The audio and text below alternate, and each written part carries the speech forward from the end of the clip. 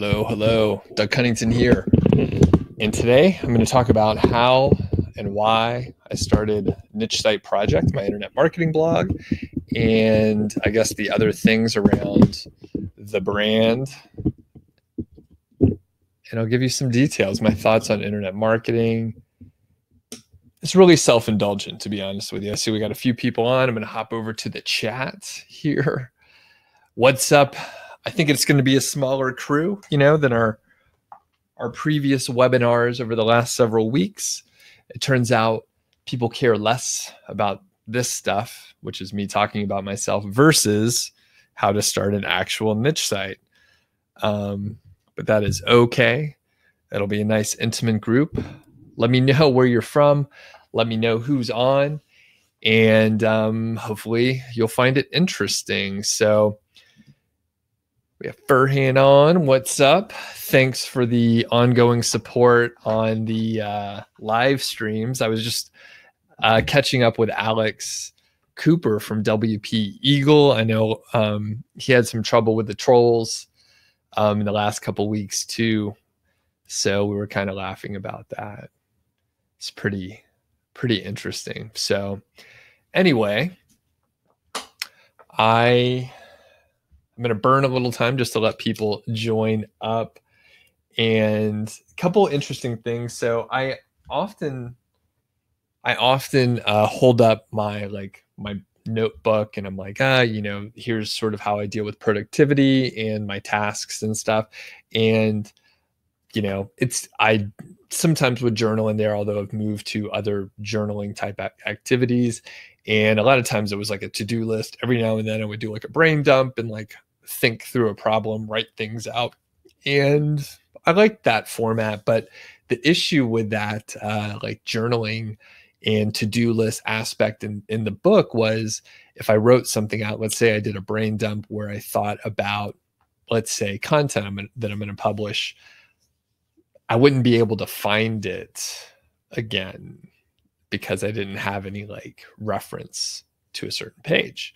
Of course, I could put a sticky note in it, which I've done. I could put a Post-it note and that sort of thing and mark the pages, but I never did. So a lot of times it was just I'd work through a notebook, close it up, and then I can't find anything.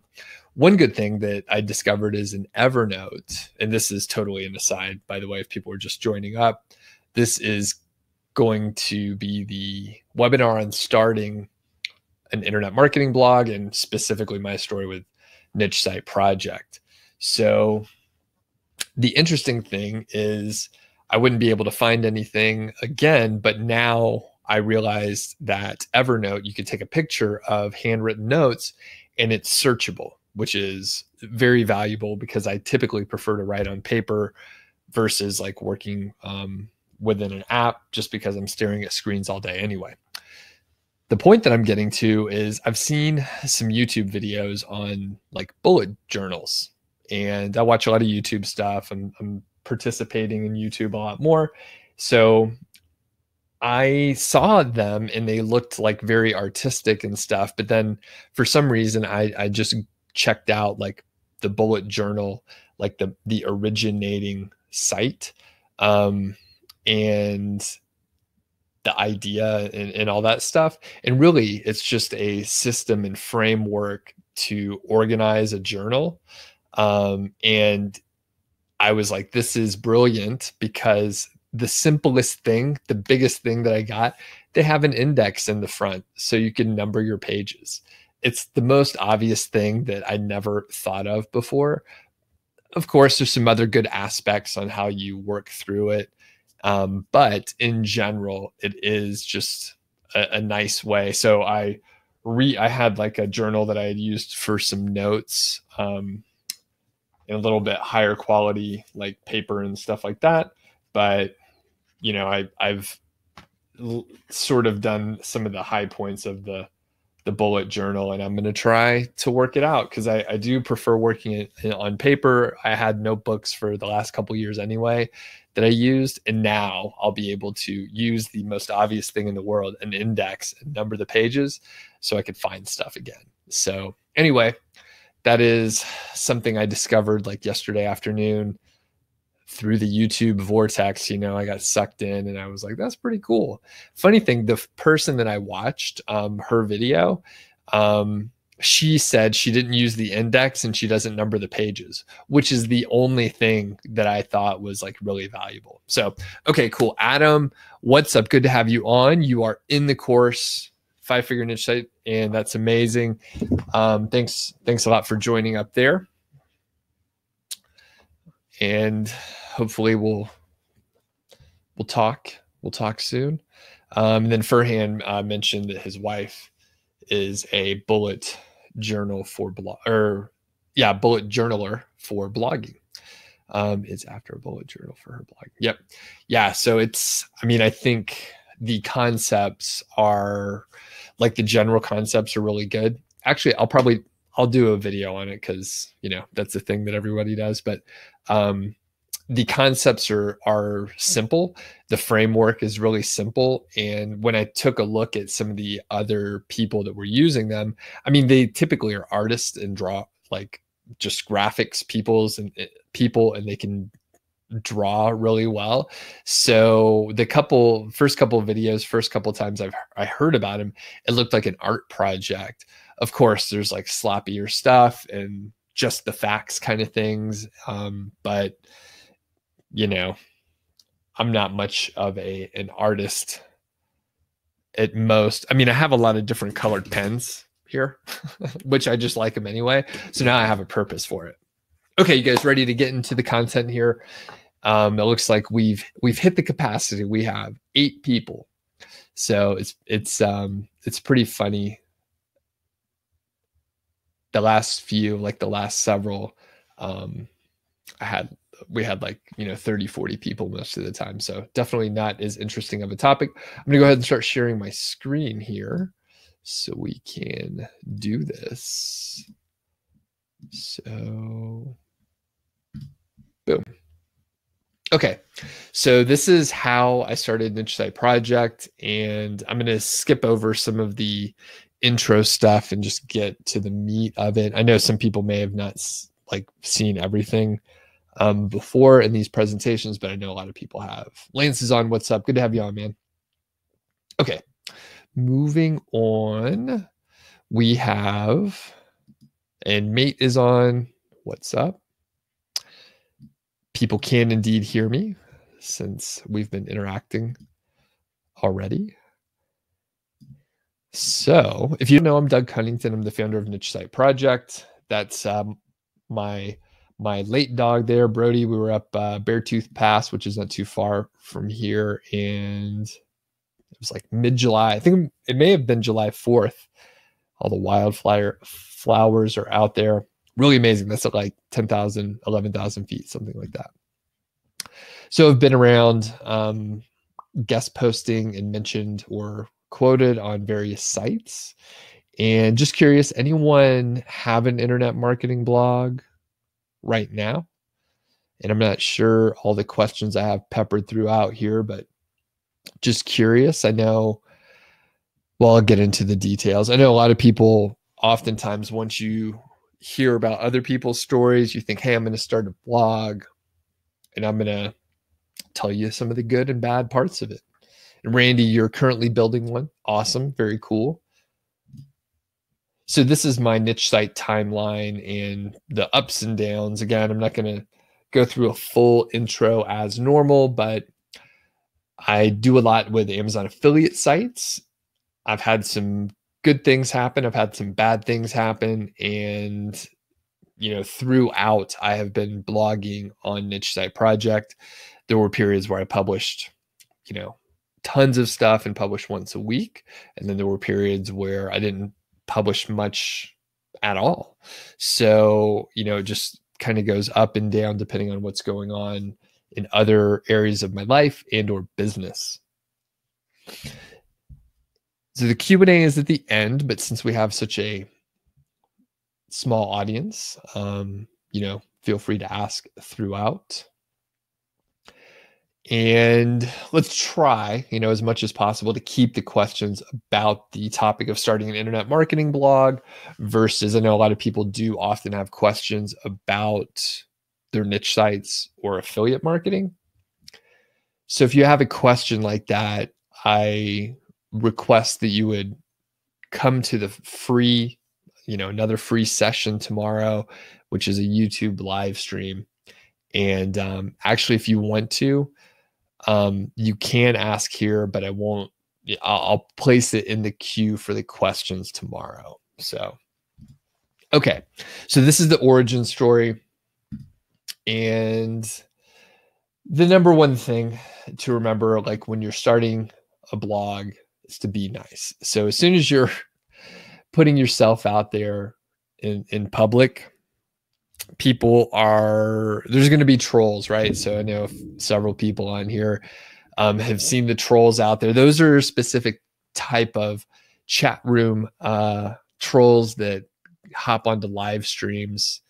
They seem to get a kick out of it or something like that. I'm not sure the motivation exactly, but the other type of troll is just a person who is going to, I guess, just be negative and critical. Like no matter what you're doing, they will be critical on what you're saying. And I think in normal life, people are like that. So just be nice. If you have the attitude to like be nice, you'll be able to deal with those people just fine. And then the other part is a lot of, the growth of a blog is like, being nice while you're networking, being nice to your, your readers or your audience or anything like that. Like just be nice to them, right? People don't want to be treated poorly, so don't do it. Next is around doing what you'll say you're going to do. So these are the two biggest things. So if you launch your blog and you say, I'm going to publish every day for 30 days, follow through on that. The worst thing you can do is set expectations and then disappoint the people that, wanted to actually follow you and follow your story. So most of the time, and this applies for that sort of thing, or even if it's just an internal challenge for yourself where you want to publish, you want to write 500 words a day and, post something every week.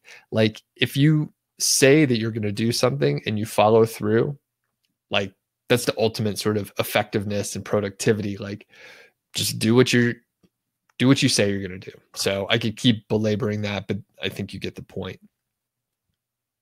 Actually, I'll belabor it just a bit more because a lot of times we do want to, I'm guilty of this for a lot of stuff. So if you're realistic with what you can accomplish and how much time you have for it, you can sort of control like what you say you're going to do.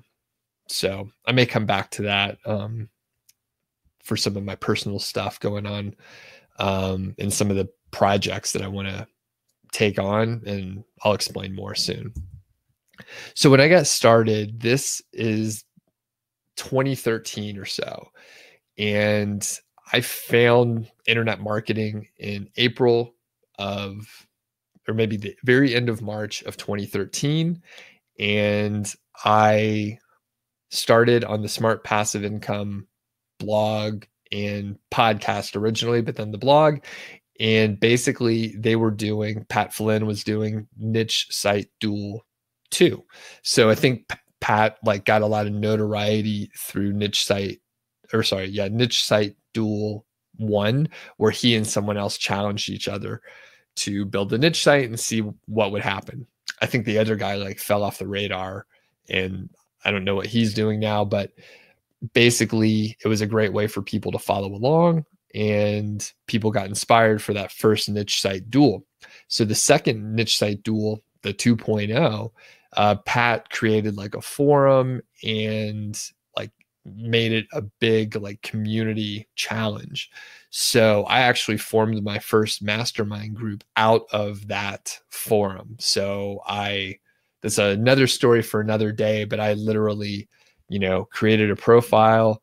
I lived in Georgia at the time. So, hello, Doug_GA. And basically, there were people in there and we would share, our stories and stuff. And I wanted to form a mastermind group. So I did out of that. The other catalyst happening at the time was Niche Pursuits was doing their niche site project. And that was the first one. This is like the survival knife one that Spencer did. And I think, quite a few people got started around that time in the 2013 range.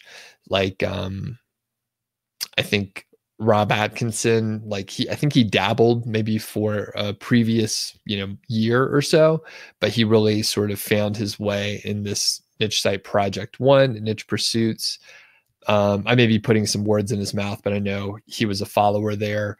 Additionally, I know Dom got started around this time too, launching Human Proof Designs. So it's kind of, a lot of people that you hear of now, the people that have stuck with it, they got started around this time. So, and of course, some people, they started way before, they started after, but there happens to be like a number of people that I made friends with around that time. And, either through the Niche Site Duel or Niche Site Project One or Niche Pursuits. And of course, thanks Spencer for, allowing me to continue with that name. Funny thing, there was another niche site project.com like years before. Like, I think it was a shortened like domain that someone had. I think it was, I forget his name. Chris Ducker. I think Chris Ducker had it before I did. So anyway, moving on, I started a site and the monthly revenue was good. So I made, how much money is that?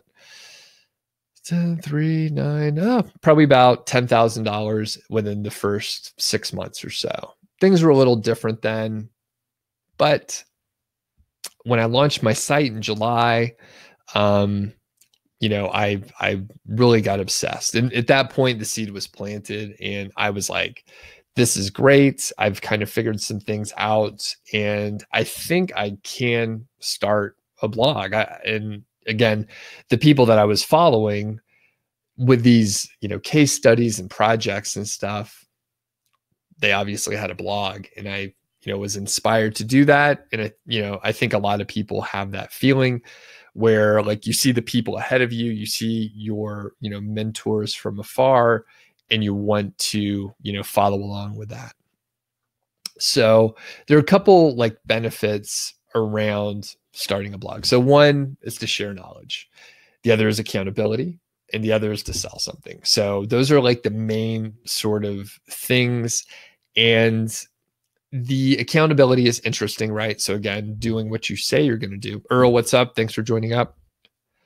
So saying what you want to do and then doing it. So the accountability portion is built in. Even if you have a small audience of say a dozen people or so that you've met through Facebook or some forums or your family or whatever, like having the accountability where you say something out loud, you put it in writing, and you're thinking about it more often.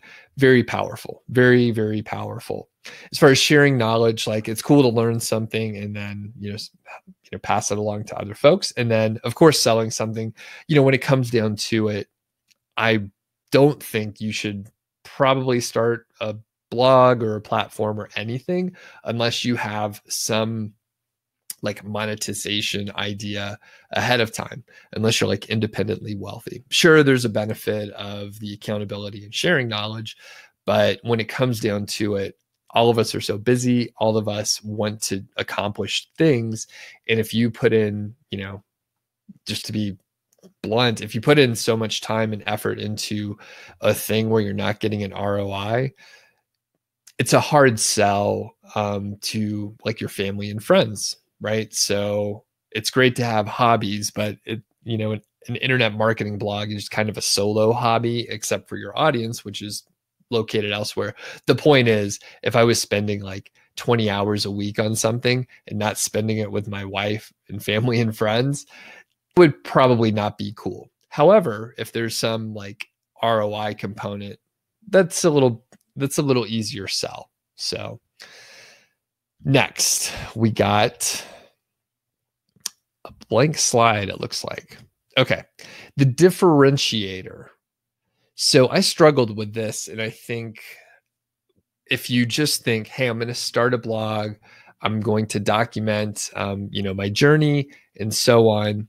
It's interesting, but no one really cares about you. And we have to remember that from a copywriting perspective, from just a general, perspective. Most people, strangers, don't care about what you have to say. You have to earn that. So my differentiator was project management. And it took me a while to figure that out. Like I wanted to start a blog for probably 2 to 3 months or so before I actually figured out I have a skill. And the key thing, like anyone has this, right? Everyone has their own special skill. And you have to figure out how the Venn diagram, which is what I'm displaying here, like fits together so you have something interesting to say. Now, everyone is unique. Everyone has their own experiences, and everyone has a way to, I guess, formulate what they're going to say. Like I just struggled with what I was going to, formulate. So the point is, everyone is unique, but you kind of have to have like a thing, right? You can blend a couple other things. You could layer another couple things on there. It's good to have like a general sort of thing like this. I could add sort of another layer on here around, building teams and scaling things. It kind of fits into the project management umbrella, but once you figure it out and you stack your skills on top of each other, then you have a unique combination, and that is quite interesting. So once I figured out my unique combination, and by the way, the big selling point, right? So I talked to my wife about starting the blog, and often she was asking, right? Like why would people follow you over Pat Flynn? So once I came up with a project management idea, which is obvious at the point in time, I had my PMP for like 5 years. So once I figured it out, it was easy, and she was 100% on board, right? So she saw the value in that. Now, I pitched to Spencer at Niche Pursuits. Again, I was following his case study, and I had like good success. I was following his model, and he was up for it. I mean, I think at the time he was looking for success stories, right? So these are great. Success stories are amazing, very inspiring, especially people from the audience. Like I had been, sort of a quiet lurker on the blog, rarely commented. And when I contacted him, he was up for featuring my story.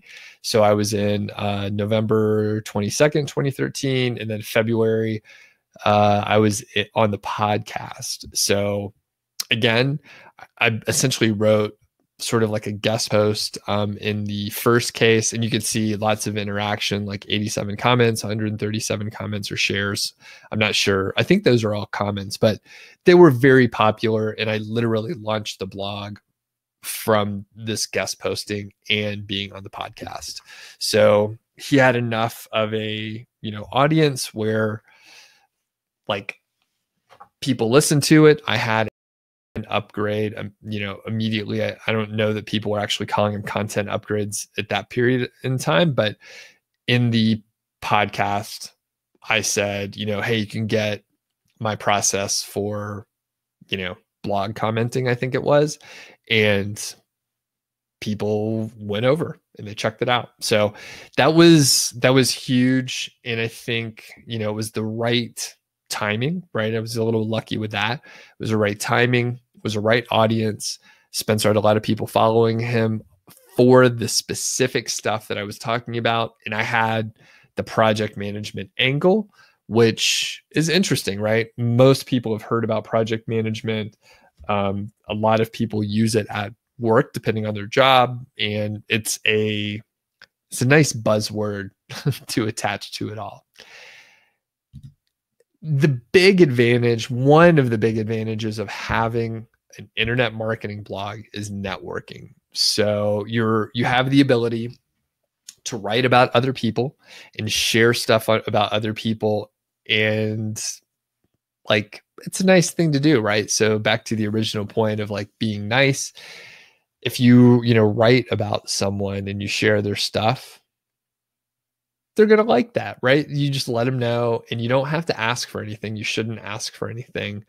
I was fortunate in that Spencer was literally like asking for these kind of stories. So like I pitched him cold without having to do much, networking in general, but we ended up,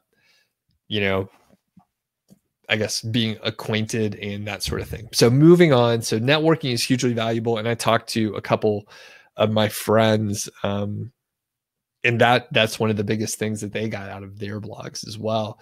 So it wasn't so much, being able to push affiliate products or anything like that, but, they could show up at a conference and people know who they are. In fact, I know that some people that have been on my Niche Site Project blog or YouTube channel, because they share their story on my site, like, people know who they are. So they went to conferences and people recognize them. No one's recognized me at a conference though, by the way. I've only went to one, but it was a larger conference with not that many people in our area. So anyway, the networking is hugely valuable. The system that I used, right, to help launch my site, this is exactly what I did.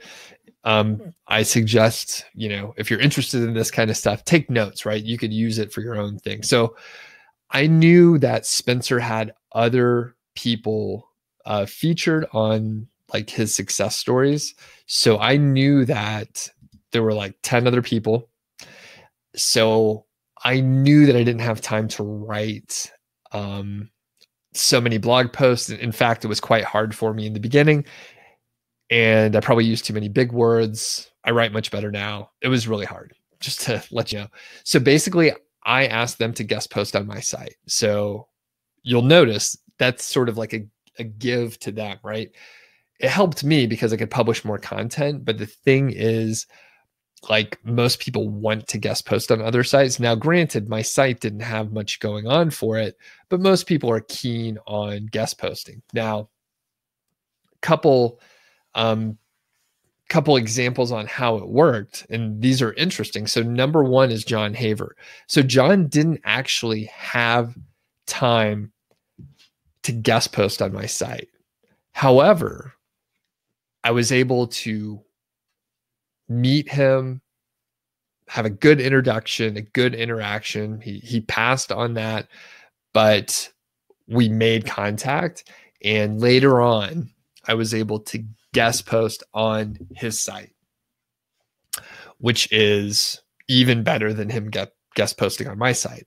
And now we don't talk often, but we're acquaintances, and I think probably once a year we end up chatting for some reason or another, which reminds me I should probably touch base with him, see what's up.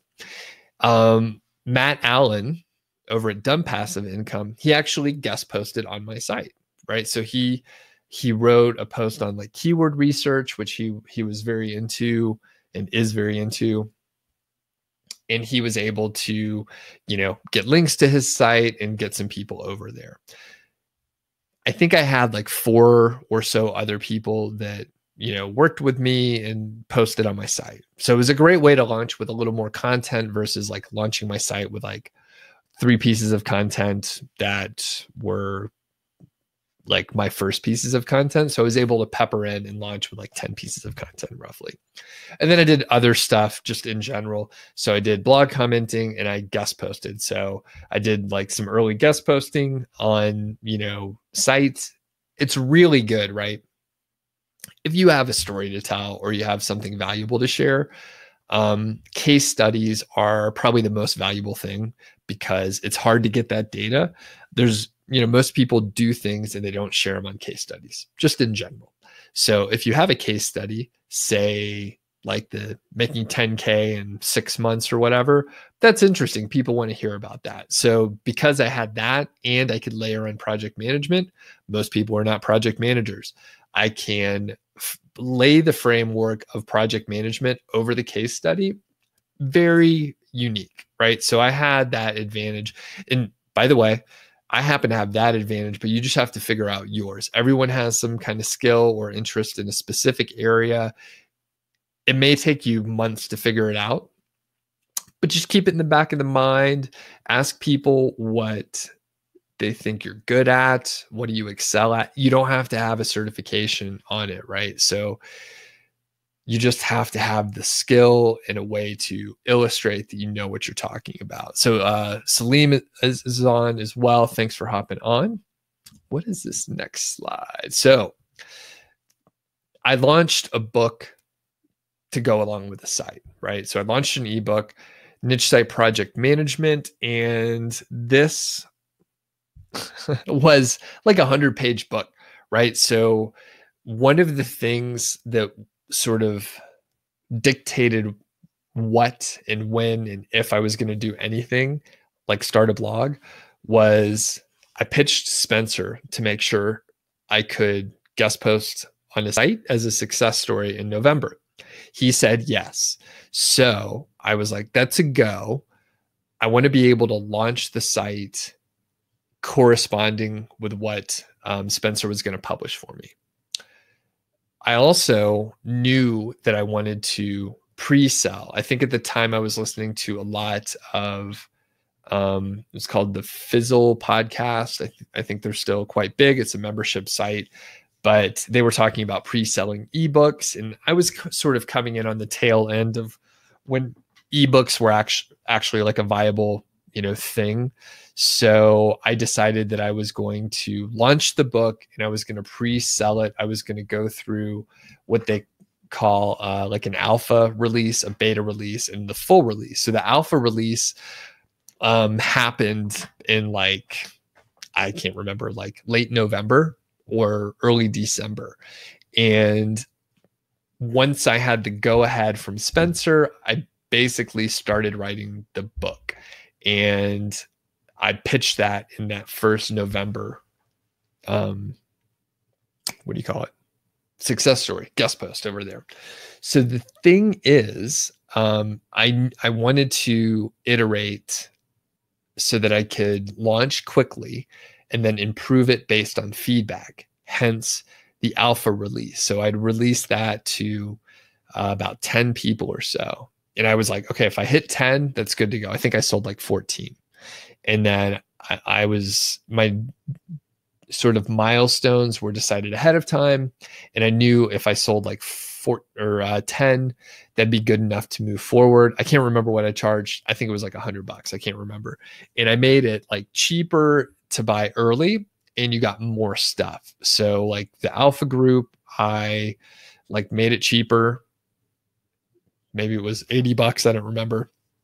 So I made it cheaper and they got a one-on-one coaching session with me where I could help them with project management. Potentially niche site stuff, but typically these were, people that were interested in more project management stuff.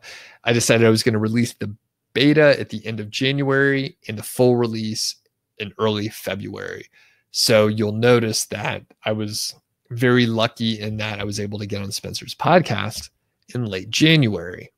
Again, I got a little bit lucky. Now, some of the people that were in that alpha group are some people you may know or have heard of, like Kent Chow or Key Chow. He's on Facebook, quite has a decent following over there. And Tung Tran, he hopped on for the alpha as well. Of course, he blogs over at Cloud Living. He has a competing course with mine as well. But again, when you look at, hammering home your differentiator that you must figure out, I have project management and I have 10 years experience doing management consulting. There's a certain group of people that want to work with a professional like me. Tung is great, right? Tung has tons of skills, super smart, great marketer.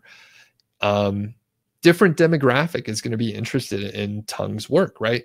Some people want to like work with someone who has the corporate experience. And Tung is younger. I think he's in his early 20s or so. And, you know, he hasn't done the corporate thing before. So it's a big difference. And if you figure out your differentiator, there's not really any other competition out there. There are other products, but like either people like me and they want to work with a corporate professional or something different, right? So there's very few people that have the same combination as me. In fact, I don't know of anyone else that has the same combination as me. So I released a video course in the summer of 2015. However, it was basically like slides of the ebook and then me talking over it. It was very little like over the shoulder work. There was no straight on camera stuff. It was literally like slides and video. It sold okay. But it was more of, you know, people were asking for a video course. So I did it as quickly as I could. And I didn't put the same effort into the video course as I did the book. So I ran through the content and released it. And then when I look at the work that I've done for 5-figure niche site, you know, I can't even think how much time I spent, but there's like tens of thousands of words of scripts for 5-figure niche site. For this video course in 2015, it was me speaking from my head. It was much more like what we're doing right now versus 5-figure niche site where I used a teleprompter and scripted everything. So very, very different in the production value and in the information. So just a quick note, people actually asked me about the book and they asked me about this video course. They're out of date. So you don't want these old courses. You can't or shouldn't be able to get them anyway.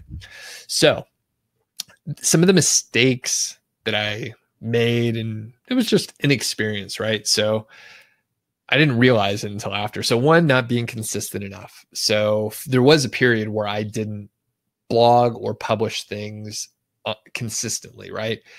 Scheduling content is a little difficult. And I had a full-time job at the time. And I was also working on niche sites too. So I had too much stuff going on, really. And I didn't plan far enough ahead. The second part is expecting to grow fast. Everything's much, much slower than you think. And you're typically rewarded through patience and like the willingness to adapt. Next is expecting things to go as planned. So there were definitely hiccups, and just, you know, thinking back about releasing the actual book, the alpha, beta, and the full release, you know, when I started working on it, I created it in Google Docs, and then I created a PDF, you know, out of it. When I tried to do the full release, I wanted it to be formatted better. So I thought I was going to be able to just move over to, I think it's like the Adobe typesetting app, but it's what they like do. That's what they format books with. So it's super powerful. And a lot of times that means it's kind of hard to use with a learning curve. So that was a nightmare. I actually had to hire a person. So I struggled for about a week just to do the typesetting stuff. You know, I'm a smart guy, right? I have used a lot of different software. I couldn't like change the font. Like I couldn't do the simplest stuff. So I had to hire someone to migrate it over. So little stuff like that, and over again, like things don't go as planned. Now, of course, I've mentioned this a couple of times, like trying to do too much. So I had a full-time job, and that full-time job was, I was a lead for a team. I had like 10 to 15 people working for me. That's a lot of stuff like juggling around in your mind. I would receive between like 80 and 120 emails per day in that job. So there's just a lot of stuff going on. And if you're thinking, hey, I'm going to start 4 niche sites, which I did, do this internet marketing blog where I write about it, and then try to work my full-time job, a little bit stressful. So, I mean, I can operate on smaller amounts of sleep. And this was a period in time when I was waking up at like 4:30 in the morning. I'd like wake up a little bit and then my mind would start racing and I'd just get up and start working. It's interesting to do that for periods of time, but like, if you do that for too long, you get burned out. You're sort of less patient with things. So last point, trying to write smart. So I was used to writing business emails. Maybe I was trying to sound smart in those emails, but typically I was just trying to communicate. Actually, I should probably go back and check out some of these early posts, but basically you try to write with words that are too big, right? We should be writing at roughly like an 8th grade reading level, maybe 10th grade, depending on what you're writing. It's fun to use bigger words and all that stuff, but you want people to understand what you're talking about and not have to look up words. So the more I write, the simpler I write. And I think, I can't remember where I should have taken the quote down, but it was something to the effect of, just simple writing. I can't remember who they were referencing, maybe Hemingway, but essentially it was like simple writing, like just keep it simple. So if you are writing or if you're producing content on a podcast or YouTube, shorter sentences, shorter thoughts, like use analogies, and don't try and sound smart because it'll come off poorly. It sounds pretentious. And, I think a lot of my early writing came off like that. Now I'm sure I'm pretentious in other ways. I'm not denying that at all. But if you use shorter words, it usually comes off a little bit better. Short sentences. What went well? Networking. In my corporate job, I was not known for networking. I got better towards the end of the career, the end of the job when I got laid off. But networking wasn't my strength. And it wasn't, when you think networking, I thought about going to happy hour and chatting it up with people. But networking is really a little bit different in the way that I was doing it. Again, I came out with, hey, let me help you. Of course, I'm probably better at it now. Just meeting people. But, when you're trying to network, I'm going to end up repeating myself, but it's a good point. When you're trying to network, you definitely shouldn't come out and ask for something. And I get way too many of these emails. So probably 3 times a week, I'm getting an email where someone is they're like, hey, we saw your article on blah. Why don't you put a link for us in there? They offer me nothing, right? There's literally no advantage to me doing that work, which they're busy work, right? It's busy work for me that they want me to do, in which I get nothing out of it. It's really poor networking, right? And then these are automated emails. So they send me reminder emails like every 3 days, and their unsubscribe button doesn't work. Not good. But I think the way I did networking, the way I do networking is about relationship building. So next, other things that went well, improving my writing and content. So slowly over time, I tried to get better. And I'm really taking it more seriously in the last, year. I've been reading like way more. And I think that helps a lot, like reading better content. And I'm talking print books, right? I don't read many blogs at all. Reading print books where it's gone through a rigorous process to be published, those are pretty good. Next, content upgrades to help grow the list. So I have done decent with that. I think I could be wrong, but my guest posting efforts in the last year or so, even with what I believe are strong content upgrades, they didn't help much. So that's one of the reasons I've moved a lot over to YouTube.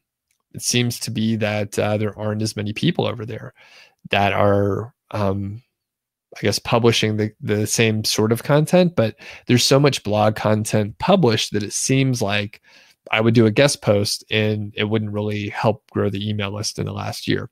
Early on, that actually went pretty well. I guest posted on like Empire Flippers and guest posted on, Spencer's blog and was a guest on the podcast. That actually seems to help. Other things that are going well are like webinars. So last year I started doing webinars like these every week. So last year in the first quarter, I did basically, I think I did 12 webinars in 14 weeks or something like that. And number one, it helped me present information, although there's a lot of pauses, right? Live sessions are a little difficult because you have to think on your feet, figure out what you're going to say. But doing it over and over again, it sure does help. I should probably listen to some of my earlier ones last year and see if I've cleaned up my delivery. Filler words are tough to get over. And see, I just said one there. Filler words are tough to get over. It's hard to remove them, and it ends up coming out as pauses. I think pauses are probably better than filler words though. And the other thing is perseverance, persistence, and flexibility. So again, when we look back at like mistakes, I was expecting like, oh, once I do this guest post, it's going to change everything. Guess what? None of them did. A couple of them went better than others, but there was never like a pop, right? Those do exist. If I somehow ended up on the Tim Ferriss podcast, something huge, something that has a huge following and very interactive audience, those are so rare. You probably can't plan, you can't force those to happen. But I think each little thing moves you a little bit farther. So that perseverance and flexibility to adjust, right? If I just keep trying to do guest post and content upgrades, I mean, it takes, 20, 25 hours to write a really good, 4,000 to 6,000 word guest post. That takes a lot of time. I mean, that takes a week of time essentially. And if it's not helping to grow your email list, it's a tough sell to be working on it. Now, right now, I'm working on publishing something each week, whether it's on YouTube or on the blog. I would like to start blogging more. By the way, just a question for the crowd, the folks that are still hanging on. Do you prefer the video content on YouTube or the blog? Just curious. I mean, since you're on a video situation here, I expect you probably like YouTube stuff, but just curious. So when I publish something each week, it's really, it's good. And I have actually on the YouTube side, as Earl probably knows, who prefers YouTube, I'm publishing roughly 4 to 5 things per week. Jonathan is also a YouTube man. I'm liking YouTube myself, and that's another reason why it's easy. So it's interesting. There's definitely like different audiences. And I think that as long as I'm publishing something, that's good. And John likes blog posts and Salim likes blog posts. So it's cool, right? There are different preferences. The cool part with publishing both is that hopefully, right, I can cover the same topic, repurpose it for YouTube, right? I can make sure, I'm writing a blog post that's covering the same topic, and they work well together, right? So, and it covers for people that like either one. So that is one of the things I'm doing, right? I have a ton of content on the blog, and I could transfer it over to YouTube and vice versa. So YouTube videos are obviously going well, and I'm doing more and more. And the other thing that has gone well is just iterating, improving the 5-Figure Ninja Site course. So as time goes on, as more people go through the course and find success, I'm able to, emphasize certain things.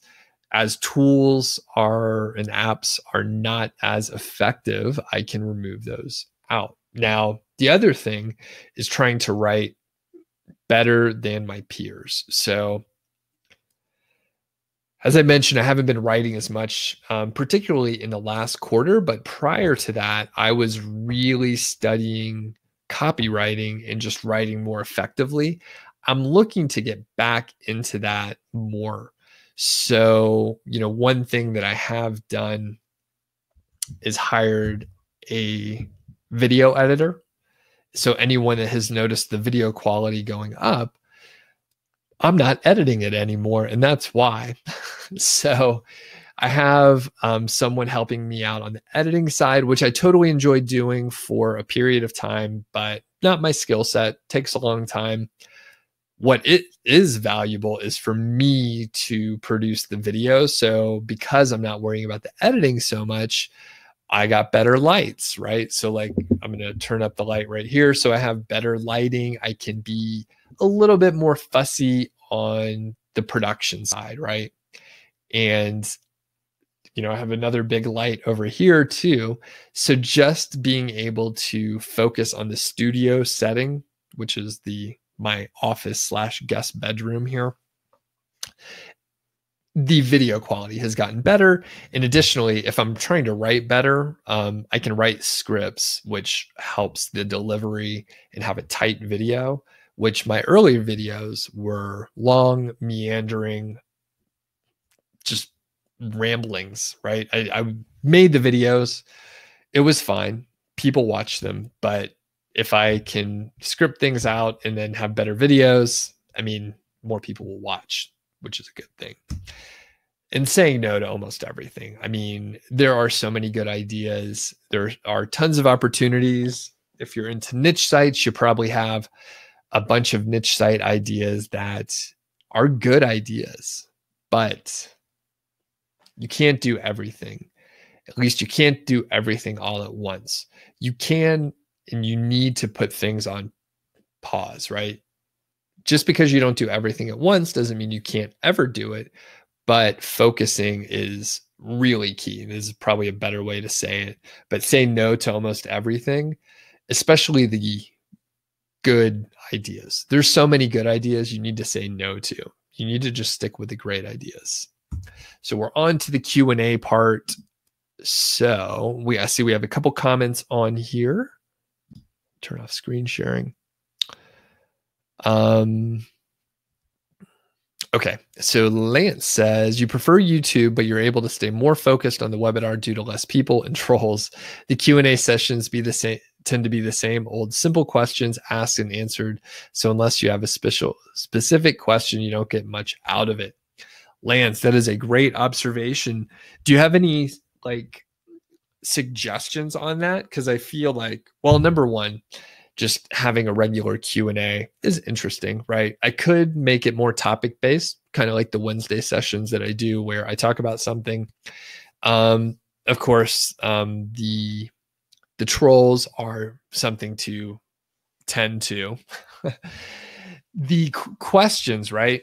It's interesting, right? Because anytime, any video that someone watches on the channel, it could be the first time that they watch anything from me. And you're right. People ask the same old questions over and over again, sometimes in the same session. It's sort of like a exercise in patience for me because obviously, well, you folks know me. I already have answered those questions like 1,000 times. Most of the time, people can just look it up. If they just Googled it, or if they searched on YouTube, they would find the video where I've already answered the question. So it's sort of like the community building for like new people. So we'll see how it goes. It's interesting because people stay on a really long time for those sessions, which it's cool, right? It helps build community. People chat with each other. There are, side conversations going on without the trolls, or as long as I have some people to help me out. Thanks, folks, for helping me out. It ends up being, okay. But yeah, if you have any suggestions, Lance, let me know.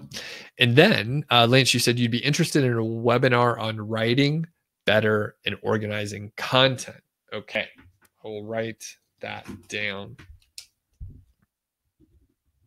That is a great idea. So content and writing. Okay. I'll have to figure that out a little bit, but that's an interesting idea. Earl, see ya. Have a good one. Oh, John mentions you don't spend too much time on YouTube, but you like my outlook on affiliate marketing, so you put up with sitting here and watching. Thanks, John. Very cool.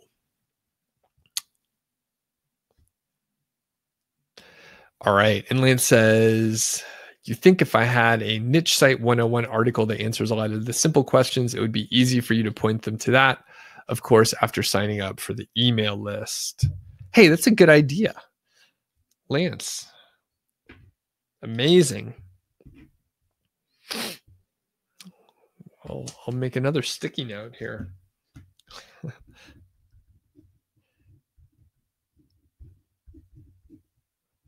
Very good idea.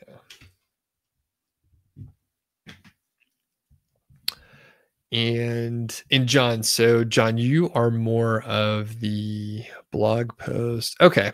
And I'm looking, like I said, I want to write more. I mean, the origin of all the stuff that I'm doing, like whether it's YouTube or, obviously the written word, like it originates with writing things out. When I write out scripts for YouTube video, I do have it's a teleprompter setup where I place my iPad mini in there and I can just read the words on there. My delivery is greatly improved, very few filler words, and you learn to be able to read the content and yet deliver it so it doesn't sound like I'm reading it. At least I think so. I've gotten better over time, and a lot of it is just about speaking in an interesting way where you make your voice higher pitch, lower pitch, louder, you speak slower, you speak faster, and move your arms around. That's like the main thing.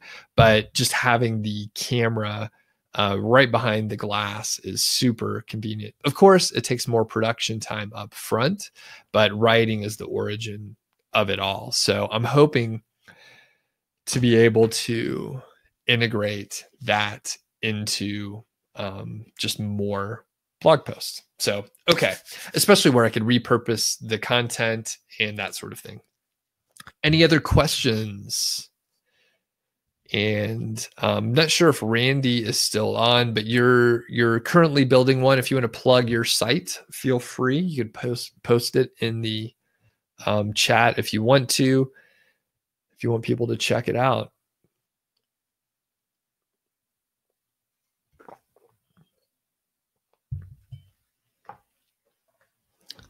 All right. I think that's it then. Thanks, folks, for coming on. Again, this was a self-indulgent one. I hope you got some tips from it, and to generalize it just a bit, if you are interested in, whatever it is you're working on, you should think about your, just like your unique skills.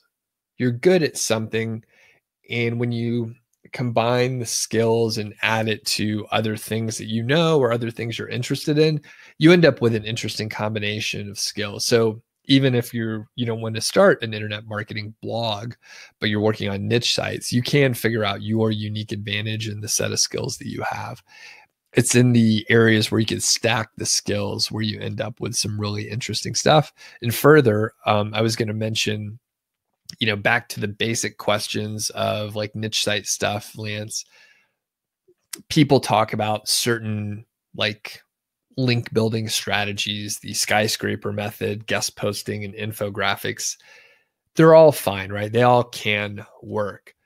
Interesting things happen when you combine them. So you do guest posting on an infographic where you have, a skyscraper style post and headline. When you put all of them together, that's when it's a lot of work, right? You have to do planning. You maybe can't do all of it at once. You have to maybe work on the skyscraper, then get an infographic developed, and then you can start working on the guest posting. You put them all together, you end up with something powerful. If you just do one of those things, not as interesting. So, okay, I think that is all I have for now. So I'll shut up. Thanks for joining in, and we'll see you next time. Don't forget, there is a Friday Q&A where people ask many of the common questions over and over again, but we love it. So we're going to keep doing it. We'll see how it goes. All right. Thanks, everybody. We'll see you next time. Bye.